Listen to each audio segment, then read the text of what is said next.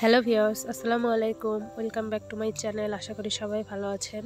তো চলে আসলাম নতুন আরেকটি ভিডিও নিয়ে। আজকে আমি খুব সুন্দর একটি বড় নকশি কাঁথার ডিজাইন আপনাদের সাথে শেয়ার করব। আশা করছি ডিজাইনটি আপনাদের ভালো লাগবে।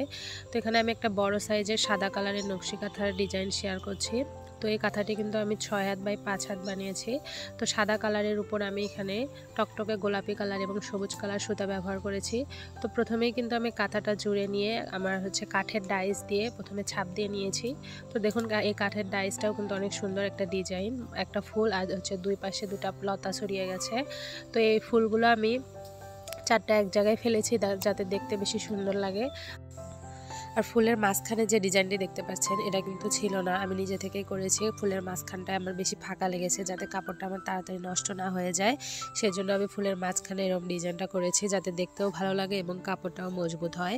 আর ভিতর দিয়ে যে দেখুন গোলাপি কালারের বর্ডারগুলো দেখতে পাচ্ছেন, এগুলোও কিন্তু আমি একটু কাঠের ডাইসটা ফাঁকা ফাঁকা করে বসিয়েছি বক্স বক্স করব বলে, মানে একটা ডাইস থেকে আরেকটা ডাইস যখন বসিয়েছি একটু ফাঁকা রেখেছি যাতে লম্বালম্বিভাবে এবং আড়াআড়িভাবে এরকম বক্স করে নিতে পারি। তো প্রথমেই কিন্তু আমি মাঝখান থেকে শুরু করে কাঁথাটা ফুলগুলো আগে করে নিয়েছি, তারপর এরকম বক্স বক্স করেছি গোলাপি কালার সুতা দিয়ে।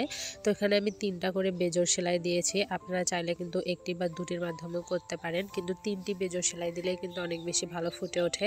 আর যারা আরও বেশি পছন্দ করেন তারা কিন্তু কাঠের ডাইসটা যখন বসাবেন তখন আরেকটু বেশি ফাঁকা রাখবেন। তো দেখুন নকশি কাঁথাটা কিন্তু অনেক বেশি সুন্দর হয়েছে। আপনারা কমেন্ট বক্সে অবশ্যই জানাবেন যে কাঁথার ডিজাইনটা আপনাদের কেমন হয়েছে। আর কাঁথার সাইডে যে ডিজাইনটি দেখতে পাচ্ছেন এটাকে কিন্তু বলে মুড়ি বাঁধানো। তো আমি কিন্তু এখানেও গোলাপি কালার সুতা দিয়ে সুন্দর করে মুড়ি বাঁধিয়ে নিয়েছি। এখানে একটা ডিজাইনও হয়েছে, আবার মুড়িটাও বাঁধানো হয়েছে। আপনারা যদি এই ডিজাইনটিও শিখতে চান অবশ্যই কমেন্ট বক্সে জানাবেন, আমি আপনাদের সুন্দর করে সেলাই টিউটোরিয়ালটাও দিয়ে দেব। আর মাঝখানে দেখুন একটা করে সেলাই দেওয়ার পর আবার একটা করে আমি চেন সেলাই দিয়েছি যাতে সেলাইগুলো অনেক বেশি ফুটে ওঠে। ফুলের মাঝখানে সেলাই যেটি আছে সেটি। আর 3টা করে বেজোর সেলাই দেওয়ার কারণেও কিন্তু কাঁথাটি আরও অনেক বেশি সুন্দর হয়েছে। তো আমার চ্যানেলে যারা নতুন, এখনও যারা আমার চ্যানেলটিকে সাবস্ক্রাইব করেন নাই, এমন নকশি কাঁথা, hand painting, hand tutorial, embroidery সম্বন্ধে সুন্দর সুন্দর ভিডিও পেতে অবশ্যই আমার চ্যানেলটিকে সাবস্ক্রাইব করে পাশে থাকা বেল আইকন অলে ক্লিক করে দেবেন যাতে আমার ভিডিওর নোটিফিকেশন সবার আগে আপনার কাছে চলে যায়। আর অলরেডি যারা সাবস্ক্রাইব করে ফেলেছেন তাদের অসংখ্য ধন্যবাদ।